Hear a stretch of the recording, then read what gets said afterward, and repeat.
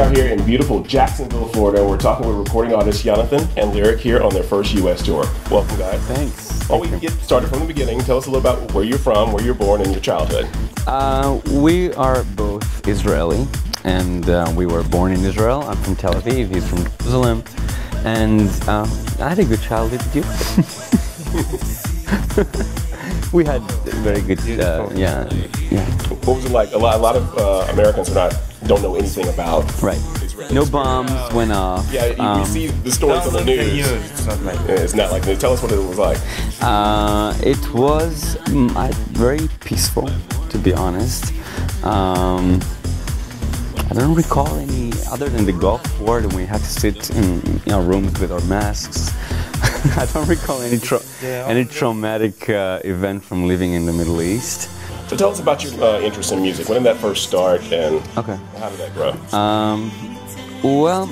My journey into music started really early, from the age of 6, playing the cello. And I know, what does a dance artist have? Cello. Everybody starts somewhere. So yeah. Cello was where you started. Right. And from there, I started doing all kinds of, like school plays and that. And I recorded my first album at the age of 21. And it was a pop album aimed for 12-year-old girls. And I was kind of like what you guys call a teen heartthrob. Right, we would think of like Backstreet Boys. Right. That kind of thing. And after a while, you realize that's not who you are. That's not really the kind of music you want to do. I was in the closet. It was depressing. I had to always hide my boyfriend at the time. And I decided to come out. And I came out and did very homo-erotic videos, like My Turn and It's Another Summer, and people gasped in Israel. They didn't expect that. But it's been a good ride. It's been like this, but roller coaster. It's been a roller coaster. It has. But what about you? How'd your experience in music start? I started when I was a child. I love to dance. I love to move myself. It starts from the dancing, I think. And after that, I started to play on keyboard. And I love technology. Then I am a music producer. I produce house tracks, and trance, something like that. And I just developed my talent since I was a boy. I'm an age of 17. I work with the biggest DJs in the world, like Tiesto and Paul Oakenfold. And then I met Yoni. And since we are working together, and doing music, dance music. Lyric actually is kind of like a child prodigy. At the age of 17, he already worked with the big ones, Tiesto, Paul Oakenfold, and that's why when I met him, I was shocked that he's only 22 because I heard about him, and it was a big surprise. And we started working. We're working for 4 years now, and he produced all my albums, and now we're also collaborating on stage together. That's something that people don't know about Lyric, that he's a great singer and a dancer, and I thought of him as a musical producer, but apparently he has all these amazing other skills that now we're... He's a total package. Yes, it's like a one-man package, like one, yeah. So you're doing more dance music. Were you doing dance music beforehand? So yes, it was always dance. Always dance. But I don't like to be categorized as a dance artist because if you listen to my album, there are beautiful ballads there, and it's more electronic. So I go, it's across the board. So what was the first collaboration like musically? What y'all first do together? Did you the remix to? Yeah, we did a tryout. We did I had a hit song in Israel, a dance song, and then I told him, let's try this out, do a remix it, and he blew me out of, he was so amazing. I was like, the minute I heard it, I said, okay, I'm working with you for as long as I can, He's so talented, and So we worked for 3 years on our first album together.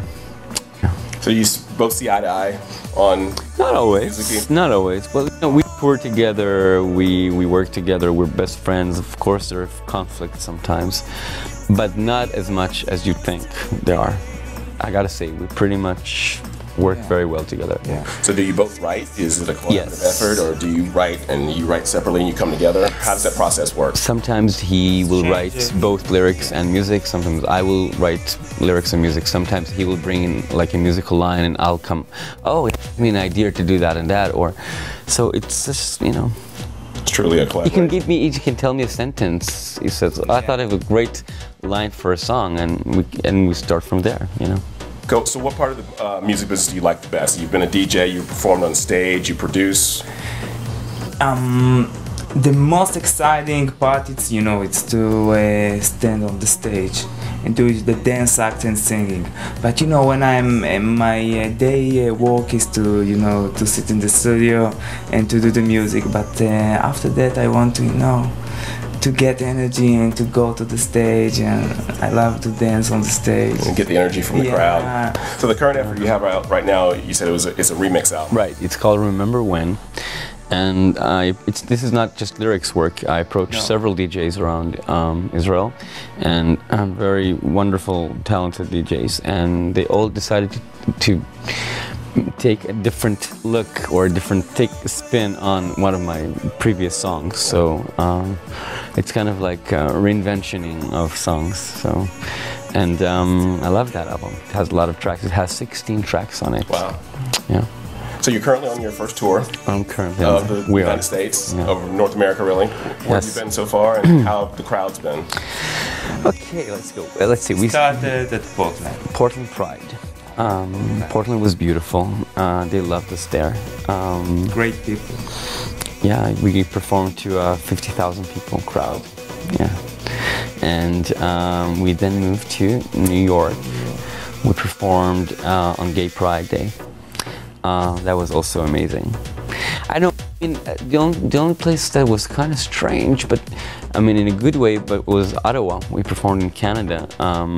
They're different than Americans, and until we got used to Americans, then we had moved to Canada. It was like, we don't understand a word you're saying. The accent. They have the accents, and we're like talking with them for hours, and we just don't get it.